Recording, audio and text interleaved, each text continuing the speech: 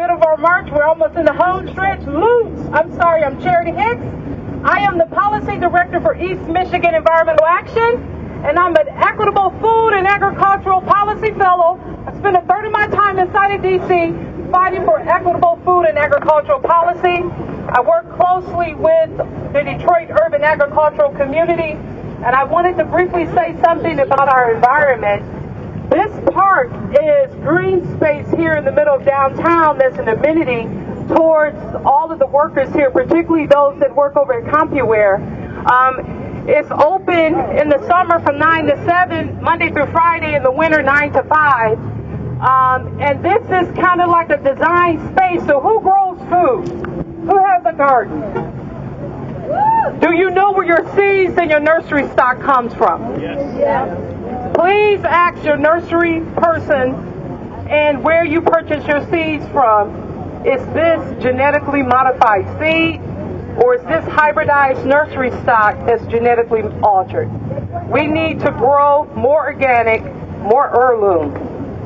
Heirloom tomatoes taste much, much better than the beefsteak GMO with fish genes in them. BT corn that they're using with fish genes and some fungi genes tastes horrible. When you have real heirloom corn and heirloom tomatoes and peppers, you will taste it. The segments of the genes they're altering also controls for flavor, and that's why our food is tasteless. And that leads to overeating and everything. But I want to say something about acidity. So who here knows a little bit about chemistry? So we know that life is normally alkaline, right? Our bodies. And we use some levels of sodium and calcium to help control nerve impulses and other things.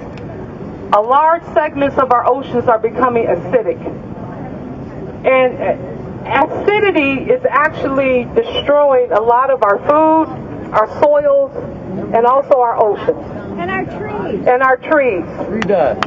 We have to, so this fight against GMO and Monsanto is our environmental health and our actual physical health. Our environment supports us, and it actually carries the complexity of all of life with it. We cannot continue to turn a blind eye towards genetically modified organisms, the acidity of our lakes and streams, and the wholesale destruction of our environment.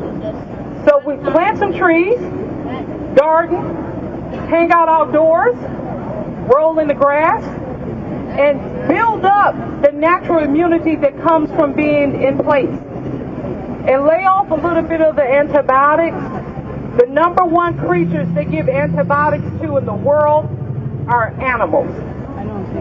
We get the seconds. So all of our cows, all of our double cheeseburgers and McDoubles and all our bacon and everything is loaded with antibiotics, because that's the economic value. A hog goes for $1,000, beef cattle goes for $2,000-3,000 at the slaughter, and you don't want a dead animal because you lost money, and so they pump them up with antibiotics to get to the slaughter, and we're eating all of that. And that's why we have rampant allergies. We can't exist in our environment anymore. And there's some research that it is fueling an epidemic, worldwide cancer epidemic. We don't want cancer. We don't want pancreatic cancer, bone cancer, lung cancer, brain cancer. All these cancers, where did they come from? So think about our environment. Come here and then trespass this park. Help out at the farms and gardens.